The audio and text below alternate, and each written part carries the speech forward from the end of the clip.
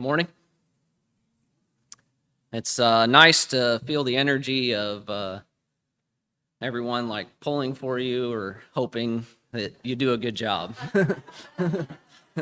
It is really nice to feel that in the things that people say and to see it on their faces. That's especially good because my body likes to take all my energy, like every ounce of energy that's in my hands and in my feet. The temperature there, it just sends it all right to my armpits.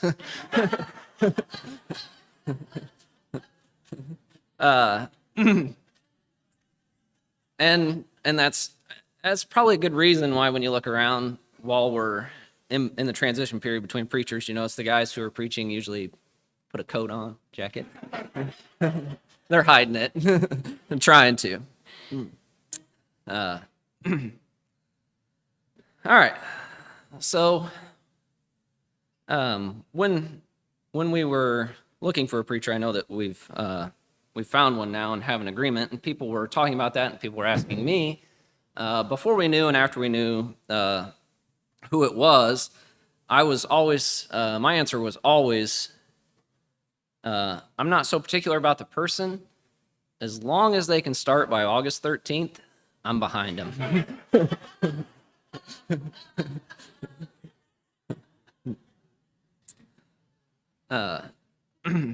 Unfortunately, that didn't work out. All right, so what came first? The fruit that we call an orange or the color orange? Why is the sky blue? And why, oh why, is there a talking donkey in the Bible? Who decided it was a good idea to give that uncooperative animal a voice? There are lots of questions that we ask ourselves, both as kids and as adults. They're questions about weird things. They're everyday things, and they feel weird because most of the time, we don't really even have an inkling as to the answer when we first ask it. But most of the time, those questions kind of turn from a good thought experiment into a little test of logical thinking or research or a problem to solve. And like for the ones that I just mentioned, the fruit came first. The sky is blue because of the way that photons interact with molecules that are in our atmosphere. And God gave the donkey a voice. Maybe because Balaam couldn't hear it from a man, from any other man. Maybe Balaam couldn't hear it from God himself, but he could hear it from an animal that he was beating and mistreating at the time. Like I said, most of the time these questions make for great thought experiments, but other times the questions can't be answered. They're unanswerable questions. We ask ourselves weird things that we won't ever know the answer to, like why in English do we say slim chance and fat chance, but we mean the exact same thing when we say it? That doesn't make any sense, you know? And why, if tomato is a fruit, does the Supreme Court issue a law that says we're going to treat it as a vegetable? I don't know. I mean, if tomato is a fruit, why don't we call ketchup smoothies? I don't know. They're questions that there is no answer to. And that's fine. That's fine for lots of questions that there isn't really a reasonable or rational answer to. But what do we do, or how do we deal with a question that there's not a reasonable or rational answer to, that we need to have an answer to, that we want to have an answer to? Like our life can't be the same or can't go on once we confront the question until it's answered. So what do we do with a question like that? So this morning, I'm going to talk about the problem of suffering. Some people talk about the problem of evil, the problem of suffering, the problem of pain. And I'm going to do my best this morning to tackle this subject. Not because I think there's a definitive answer, but I think that it's worth discussing and worth taking the time to try and reason out. And also, with this morning, I don't think I can accomplish diminishing the amount of suffering or the amount of evil that's in the world. I don't think that can be accomplished in me standing up here. I also don't think on an individual level that I can pick any individual out here and take their suffering or their pain and reduce it by any amount by what I say, by simply saying these things this morning. But what I think we can accomplish this morning is we can take some time to consider the problem, we can consider how it affects us, and we can look at some possible solutions to the problem. So Christians, Muslims, Jews, and as far as I can tell, every religion that is monotheistic tends to put certain traits on that single one God.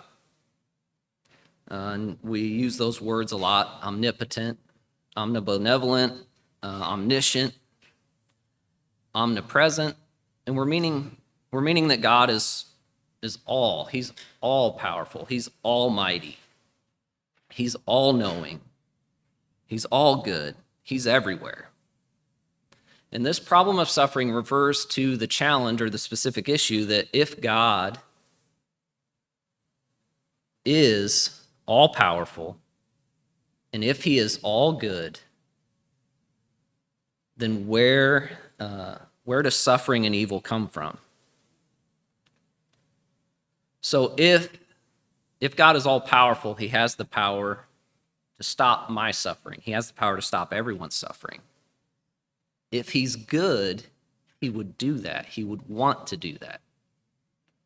So then why is there still suffering and why is there still pain?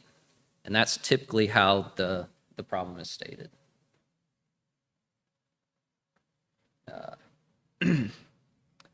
So when people think about the God that they serve, he's not remote. He can do anything, right? And we can make a list of all the things we think that God can do or that we've seen or read about. He can do miracles. He can multiply the loaves and the fish. He can raise the dead. He can raise a version of himself from the dead. He can do anything. But yet suffering, pain, and evil exist. Why and how?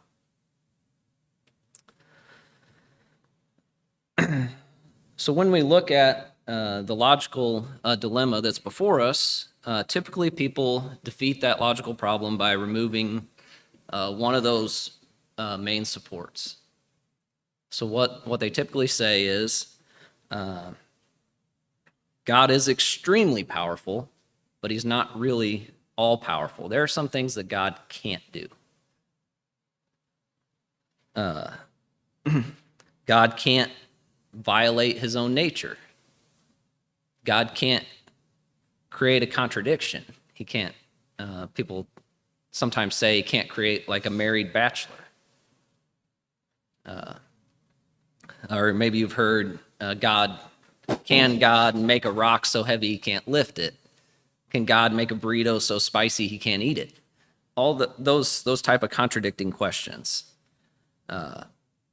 Or sometimes people will take out the all good aspect. God is all loving and he is all good, but what that really means is different than what we think of as love, or that's different than what we think of as good. Or that God is good, he's loving, but he's also severe, he's also just. And so they start to modify their thinking about what it means to be all powerful, what it means to be all good. Obviously, other people say he's indifferent. And then the final support, the people that I struggle to respect because it feels like they have their head in the sand in some way, is that they say that there isn't really suffering, that there isn't really pain. And I don't know what they're thinking. And those are ways to approach just this like logical problem, so that we're not living with a contradiction. But then there's also the what I'll call the emotional puzzle, and this to me speaks to someone. The emotional puzzle is when someone's in the midst of that suffering or of that challenge. And it's the problem that presents itself even when someone has worked through the logical problem in their life. But when the event strikes, what is their emotional response? Well, a lot of times that emotional response is adverse feelings towards God. Sometimes it comes out in the why me. Sometimes it comes out in a how could he allow this to happen? Why did he allow this to happen? And they start to have negative feelings towards God, a being that they've only really felt good things about in the past, is now becomes the object of their anger, of their hate, and their frustration. And in those times, religion means very little. Tradition means nothing, because they don't address their current feelings or their current needs. Look at a few other thoughts or inputs on the problem. So I looked at a syllabus from a theological seminary on one of their classes. The class was titled Ethics and the Problem of Evil. And they were going to spend a whole semester studying this, and I wanted to see what's their reading list. Like, what are they reading to study that? What other inputs are they considering besides the Bible? Here's a short list. I will say the C.S. Lewis one, The Problem of Pain, was a suggestion that Krista made. The other three were the shorter readings from the syllabus. So When Bad Things Happen to Good People is a book by Harold Kushner. He is a Jewish rabbi, and he had been for some time gone through the training for that, to serve as that. He had studied like the book of Job. He talks about in the book that he had studied the book of Job both as a young man and in his training through his school. And he had counseled people through grief, through pain, through struggles.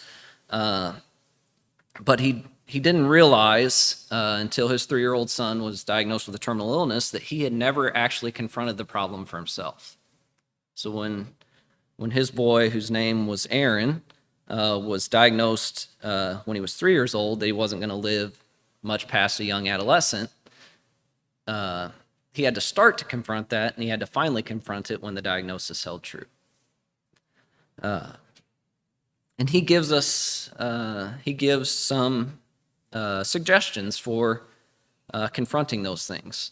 Now, to be fair to him, I either misread the title or I didn't understand exactly, but I thought it was a book that was why bad things. And when it's like a 35, maybe 40-minute read, like it's fast. And when I got to the end, I felt completely unsatisfied because I was like, he never said why. Well, yeah, his title didn't say why. His title said when. And what he says in the book is, if I can summarize it quickly, a lot of the reasoning is that God's hands are tied. He wishes he could help you, but he can't. He moves on to say you're better off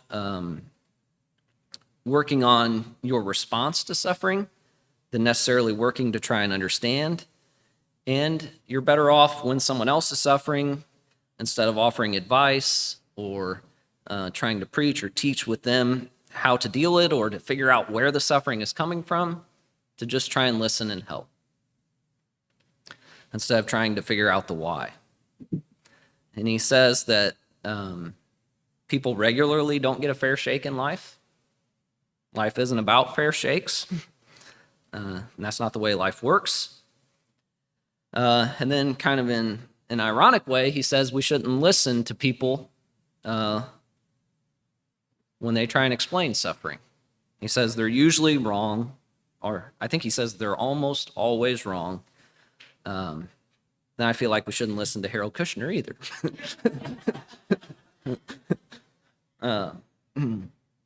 But that's a summary of his advice.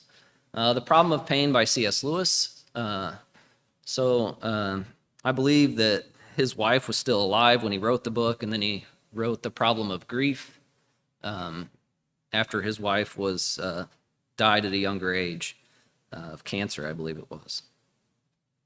But he explores lots of different angles, and really, I think this was the longest one in the list, and it was maybe a 2-hour read. You should read these books. They're interesting books to read. But what Lewis, I'll quote Lewis from early in the book. He says, the only purpose of the book is to solve the intellectual problem raised by suffering. For the much higher task of teaching someone fortitude and patience, I was never fool enough to suppose myself qualified, nor have I anything to offer my readers except my conviction that when pain or suffering is to be borne, a little courage helps much more than knowledge, a little human sympathy more than any courage, and the least tincture of the love of God more than all of those combined. Night by Elie Wiesel is a young man who lived in Transylvania, Hungary. I read this in the 8th grade. I reread it this past week, and man, that's way harder to read as an adult than as an 8th grader. He's in Transylvania, Hungary, and he and his family end up being part of the Holocaust. They are taken from their home. They get on the trains. Their family's broken apart, and it's a tough read. I'll say that. You see him struggle with everything he thought about life as those things break down around him. And to use his words and not mine, he talks about his faith in other people and his faith in God just go up in smoke above the crematorias at each concentration camp. All right.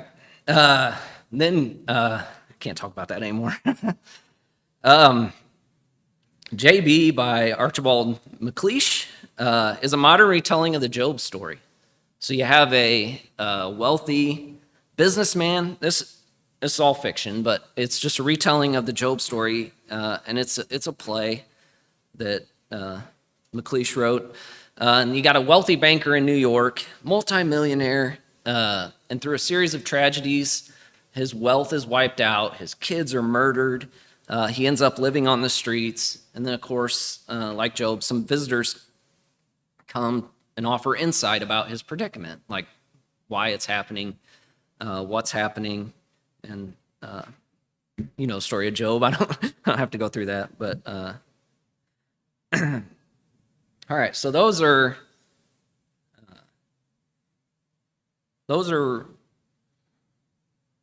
current, like in the last century, thoughts on problems or suffering.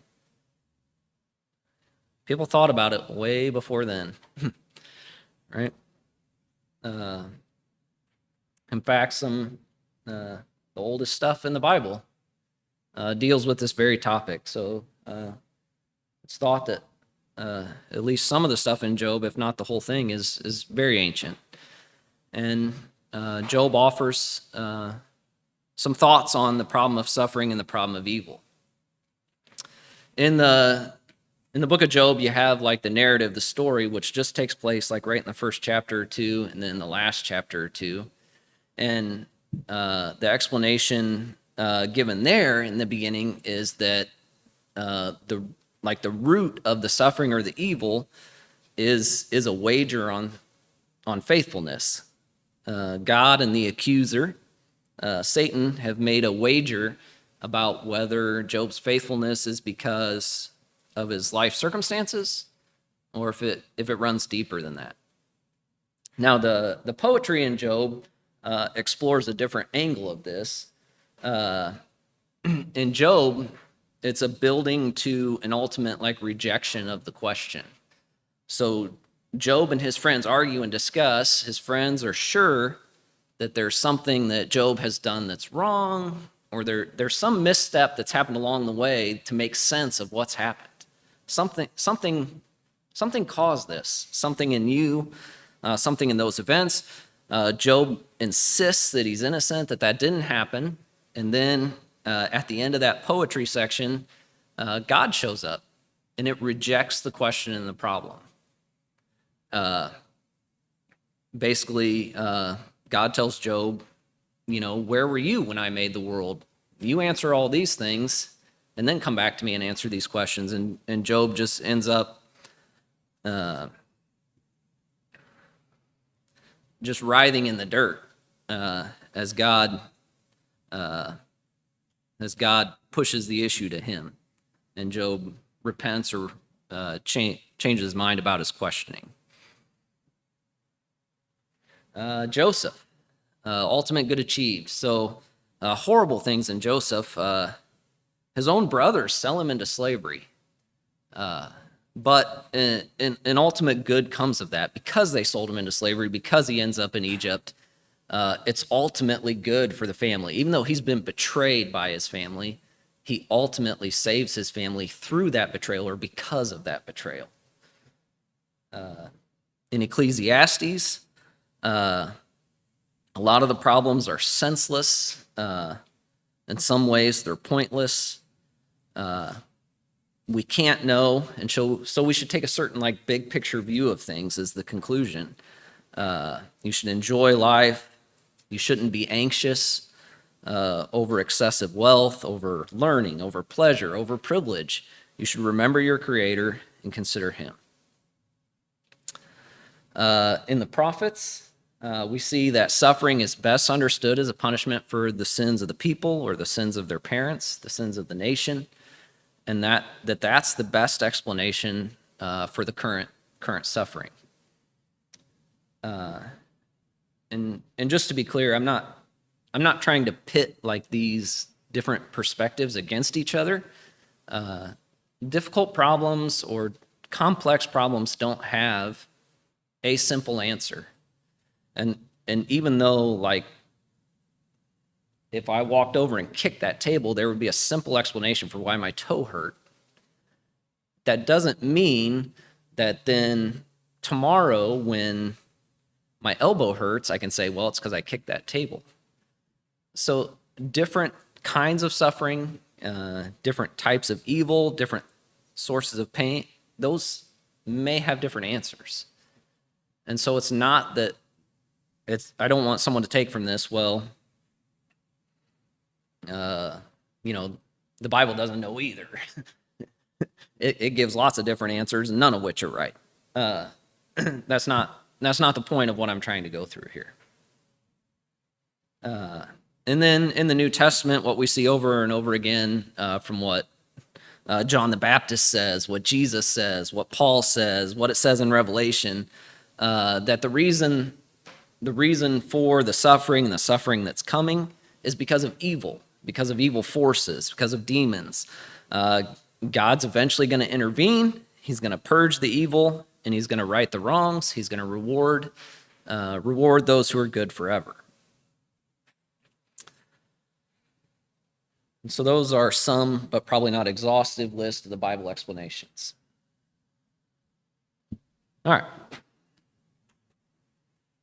So suggestions, I'm going to go through, to wrap things up, I'm going to go through some suggestions for our head. And these are going to be things for us to like think about and chew on. And then I'm also going to go through suggestions for our bodies, things to do with the problem of suffering and the problem of evil. Consider different ways of thinking about God. So I didn't know these words. I had to look up some fancy words because that looks better on a PowerPoint. No. These things have terms, and I have not studied these in depth by any means, but there are different ways that people have gone after this problem, the logical problem. Process theology looks at God as though he's affected by events when they happen. That God, if you look at these particular verses, God has regrets. God changes his mind. So there's a time element there to God that as events transpire, they affect him.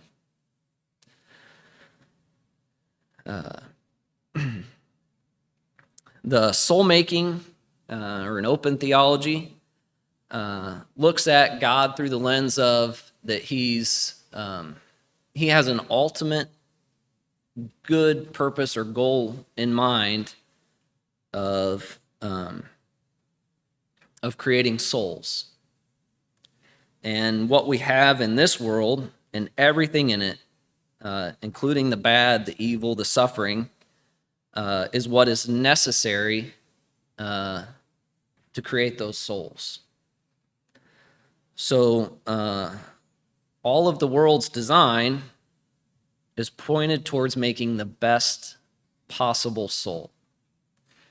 And if we had a world that was religiously fixed instead of religiously ambiguous like it is, where you can choose different religions, that we would have the argument there is that we would have a lower quality soul. The same thing if we had a world where there was no moral friction, where every single person agreed upon what's right and what's wrong, and there was no conflicting views of what's right or what's wrong. And in a world where we had no natural phenomena that cause suffering or pain. If we had a world like that, the thinking is in soul-making theology that the virtues that people develop by going through those experiences would be of lower quality than they are by having endured them, by having gone through them. Limited theodicy, limited theology looks at and approaches it from the aspect of that there are things that God can't do. For example, God did see the Holocaust happening, but in the end, even if he wanted to prevent it, he couldn't without violating the nature of the world that he's created. That would break creation in the way it's meant to work. Again, they look at things that there might be reasons for God to intervene, good reasons, but that we don't know in and of ourselves how or why he can't, or why he doesn't. So when it's speaking of limited, it also it's not just speaking of God as limited, it's also speaking as us as limited, like our understanding or our knowledge of these things is limited.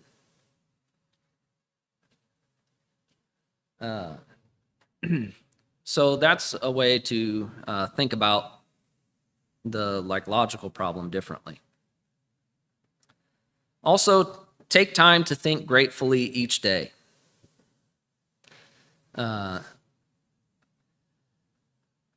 Job expresses when everything's lost for him in a really probably the verse we all know best from there, right?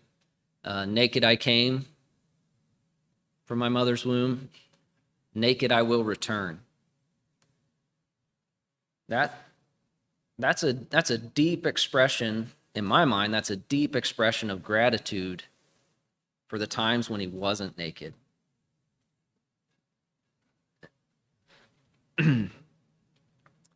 But it also shows in Job where he thinks, or what he thinks he deserves. So the idea between thinking gratefully and thankfully is that we don't get ingrained in our minds, which is easy to do, that we deserve what we have, that we're deserving of it. And thinking along this line also prevents us from feeling like we have control over events and over our lives in ways that we really don't. When you feel fortunate about something that went your way, part of that feeling is knowing that there was some part that wasn't in your control. That's why you feel fortunate. That's why you feel thankful, because there was some part of it you didn't manage that fell your way, whether by accident or by someone else's control. That's part of feeling thankful. Develop empathy. I'm going long here, sorry. And promote moral development. Wrestling with this problem in our mind, the problem of evil and suffering, that can prompt a deeper dive into our own beliefs, into our ethics. Our sense of what's right and wrong can grow from wrestling with this problem. If we have a stronger internal commitment to compassion, to kindness, to empathy, that can come out in our body, in what we do. So just like we should think grateful and think thankful, we should be thankful. We should be grateful. We should express it and live it wherever possible. Take the time to show how fortunate you are.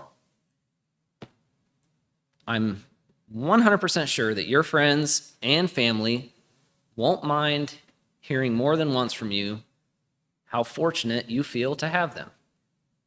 If you go home today and you say to your spouse that you feel really lucky to have them, they're going to like that. They're going to appreciate that.